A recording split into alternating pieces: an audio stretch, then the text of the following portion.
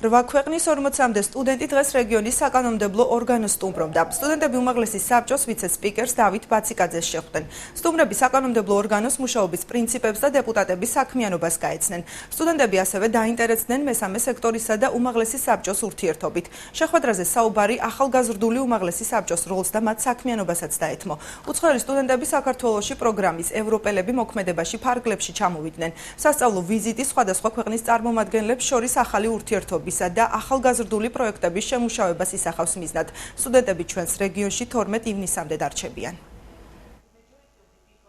ძალიან დაინტერესებული ვიყავი თქვენი რეგიონით, მე და ჩემი მეგობრები დღეს საკანონმდებლო ორგანოს საქმიანობას გავეცანეთ. გვაინტერესებდა როგორ არიან ჩართული ახალგაზრდები აჭარის უმაღლესი საბჭოს საქმიანობაში და რა პროგრამები არსებობს სახელმწიფოს მხრიდან ამ მიმართულებით. ჩვენ აჭარაში კიდევ რამდენიმე დღეს დავრჩებით და თქვენს თვალსაჩინო ადგილებს მოვინახულებთ. ამ ტიპის შეხვედრები ძალიან კარგია, რადგან ამ შემთხვევაში 7 ქვეყნის წარმომადგენლები იყვნენ მაკედონიიდან, უკრაინიდან, პოლონეთიდან და კიდევ სხვა ქვეყნებიდან.